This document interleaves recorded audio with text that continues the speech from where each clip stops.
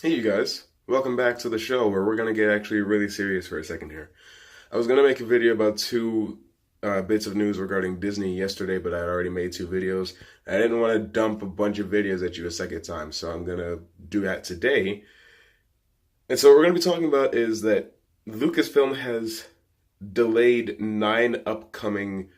put on hold nine upcoming Star Wars films, mainly seeming to be the A Star Wars Story films. Yes. And Walt Disney finally bought out 20th Century Fox. So let's talk about those two things. If you love me, let me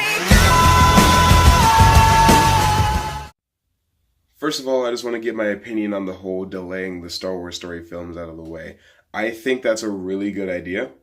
I think they should also put episode 9 on hold and get rid of the Game of Thrones director's Star Wars series and get rid of the live action series that's going on the streaming service that we're going to be talking about here soon. Get rid of everything. Get rid of Rian Johnson's trilogy. Just stop making Star Wars movies while you still have a chance. Spooky, scary skeletons and shivers down. Oh, but no, because remember, there's supposed to be a Boba Fett movie by James Mangold, and he made Logan, so that's cool, right? And there's gonna be an Obi-Wan movie. I don't care. Okay, you can make a movie about Darth Revan. You can make a trilogy about Darth Bane. You can make a movie about Darth Malgus, Darth Nihilus, or Abeloth. It doesn't matter. Star Wars movies based on certain bits of extended universe and legends and outside canon is not the answer here. Because it's still going to end up being like Rogue One, like Solo, where it's made without any direction. It's made to simply be a fan service fodder festival of, hey, have you seen Star Wars? Well, you should recognize this. And real quick to throw this out there, to include Darth Maul at the end of Solo as an Easter egg is almost a post-credit scene to tie into what's supposed to end up being the Obi-Wan film, shows that they have no direction, no artistic integrity, no idea for what they want to do with this Star Wars CU. It doesn't work that way. Star Wars started as movies and became comics, books, and games. You can't take that stuff, strike it from the canon, but then decide to pick and choose certain things and bring them back to the new canon so that you can build this MCU-style film universe. Alright? Marvel Comics is far richer than Star Wars will ever be because it has an extra 20 years on it. And that's okay. 4 times in the last 2.5 years, Disney has put out a Star Wars film. One of those was widely liked at first. The second one, it's okay. It's watchable, but I'm never going to watch it again. The third one was hated by most. And the fourth one, nobody's even seen that. So I think it's important that we've taught Lucasfilm a lesson here. We did this, guys. We accomplished this. But at the same time, we're gonna have to stick to this, because if we go and see episode 9, it'll tell Disney and Lucasfilm that we forgive them. And they have not taken the steps that are required to earn our forgiveness. What are the steps that are required to earn our forgiveness? I'll talk about that eventually. But moving on to the other bit of news.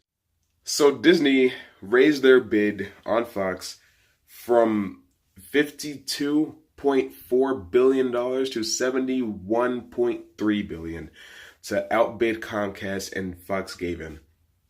So now 20th Century Fox is a Walt Disney company. That's terrible. That's really bad. A lot of people out there are really excited, and let me tell you why they're excited. There's 2 reasons. The X-Men, the Fantastic Four. Nobody cares beyond that, and it's because they don't know. They don't know.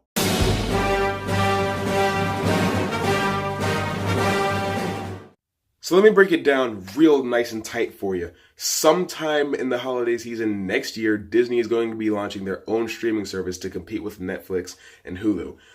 Well, how are they going to do that? By buying up the competition. That's why they bought Fox, because Fox owned 30% of Netflix and Hulu, respectively. Same as Disney. Now that they own Fox, they own 60%. of Netflix and Hulu, meaning they can withdraw all their stake. Netflix and Hulu can crash financially. They could take their shows like Runaways, The Gifted, I think, is on Hulu. I'm actually not sure. Correct me if I'm wrong. They could take Iron Fist, Daredevil, all of these things off their respective streaming services and throw it onto their own. That way, that's the only place you can go to watch those things. They can put Fox original TV shows like The Simpsons and Bob's Burgers and Family Guy on there if they want to. Who knows if they will, but now they have the option. They can shut down all the Fox television programs that come on the Fox channels. They now own Archer. They own what would have been the Deadpool animated series. They own all these things. And there's no stopping them at this point, just about. The only thing, you could just stop them from buying another company because then they'd become a monopoly. But that's not what we're looking at here. If you were unaware, Disney is not only its own company, but also owns Pixar. All right, the Disney parks are obvious, I'm not going to mention them. ESPN, right? ABC, Lucasfilm, Marvel Entertainment, and now 20th Century Fox, and some other stuff I'm not going to get into. But those things are gigantic. They're massive. It's dangerous to let one company own all these things, but they do. So not only can they control the entirety of the box office, but now they can put all of those things that I just mentioned onto their streaming service. And they can charge you whatever they want. They can charge you $30 a month for it, and you'll have to buy it. Because that's the only way you're going to get to watch Defenders Season 2, Punisher Season 2, Daredevil Season 3. It's brilliant and terrible business at the same time. Now, I'm already anti-Disney because I just so happen to know a bit about the way that they like to treat their employees. But this is terrible. No, I'm not okay with this. But there's nothing I can do about it. There's nothing anybody can do about it, really. The world moves because money moves. That's the moral of the story here. But that's about it. I just want to thank you guys for tuning in and watching this. I don't know how long it's going to be because I haven't started editing it yet, but I'm going to go ahead and guess it's like 6 or 7 minutes. But thank you for listening to me speak with such vitriol. The next Star Wars video I do will not be coming out tomorrow, despite what you might believe. And it's actually going to be more about Star Wars itself and why things are happening the way that they're happening. But if you like this video, leave a like, comment the video. Subscribe if you're new here. Share it around all your friends. Later.